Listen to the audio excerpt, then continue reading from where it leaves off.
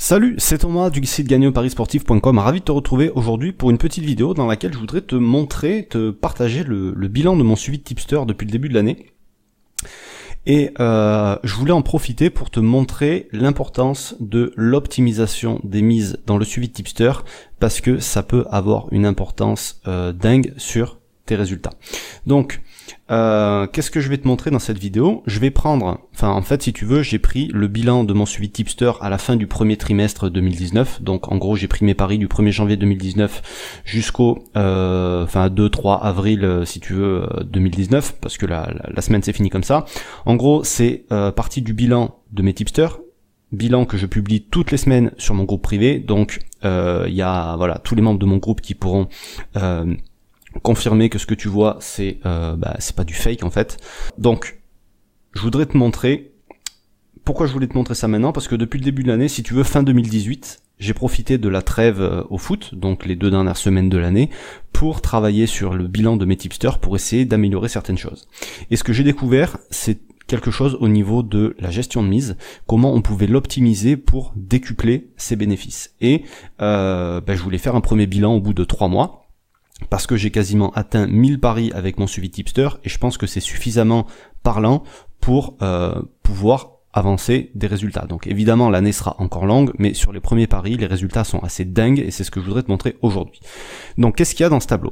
J'ai récupéré là, alors moi je suis 10 tipsters.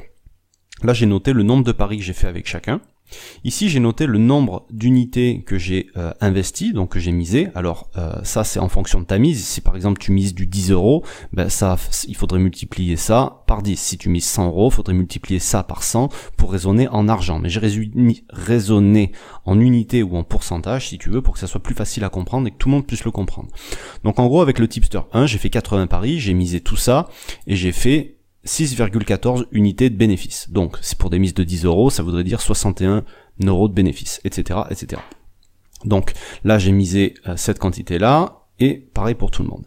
Et mon système de mise, si tu veux, pour chaque tipster, pas forcément pour tous, mais je l'ai fait évoluer entre 2018 et 2019. Donc pour cette année, qu'est-ce que je vais faire? C'est surtout là, qu'est-ce que je voudrais te montrer, c'est que si j'étais resté sur le système que j'utilisais en 2018, les résultats auraient été différents. Et c'est ce que je vais te montrer.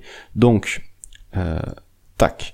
Donc ici, tu vois, par exemple, pour le premier mec, j'ai augmenté mes mises. Donc je suis revenu comme si j'étais sur l'ancien système de mise, et j'aurais misé à peu près 1% par pari. D'accord? Alors que là, je suis monté un petit peu plus haut cette saison. Pour le deuxième, je n'ai rien changé, donc c'est normal qu'on voit ici exactement la même chose. Pour le troisième, cette année j'ai doublé, donc j'ai multiplié par 2 mes mises. Du coup, si j'étais resté comme l'année dernière, je vais aussi diviser mon bénéfice par 2, mais ça n'empêche pas que il faut que je le prenne en compte. Ensuite, pour le troisième, j'ai pas changé, c'est pareil. Pour le quatrième, j'ai réduit la mise, d'accord? Donc si j'étais resté sur l'ancien système, j'aurais misé 102 unités au lieu des 70.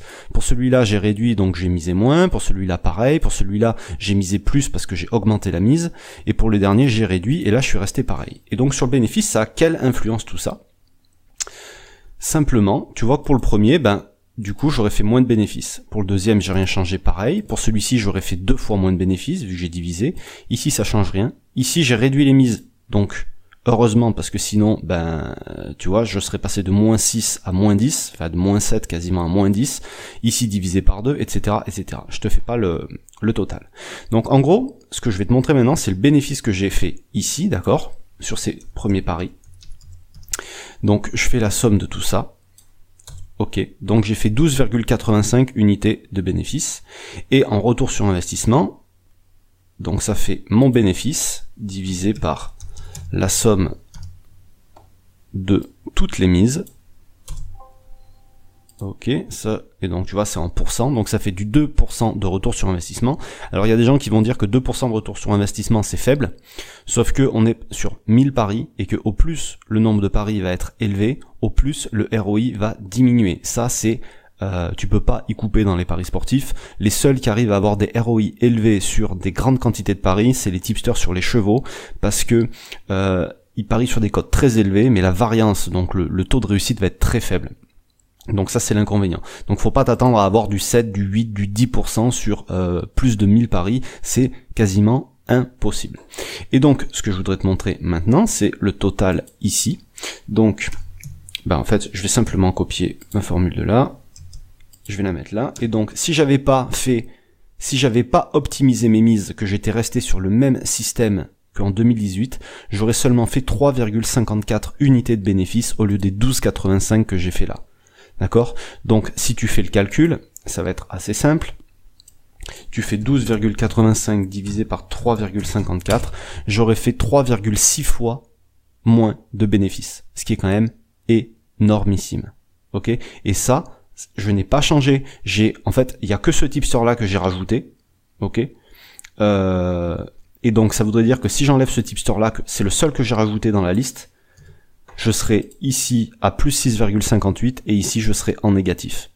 Donc tu vois la différence que ça peut avoir d'optimiser ses mises et ça te montre combien c'est important. Et je vais aussi te calculer le retour sur investissement ici, il serait à peine de 0,61. Donc tout ça, c'est super important de le faire. Et en début d'année, j'avais fait une formation Réussir son suivi de tipster, dans laquelle je te montre comment travailler sur ton optimisation de mise, comment faire exactement ce que je viens de faire ici, et comment le faire pour les tipsters que tu suis toi, même te donner un coup de main si tu n'y arrives pas à le faire tout seul. D'accord? Donc cette formation, tu peux la suivre, elle est encore disponible, je te mets le lien juste en dessous de la vidéo dans la description, et si tu veux faire la même chose que moi, tu pourras le faire. Voilà ce que je voulais te montrer aujourd'hui.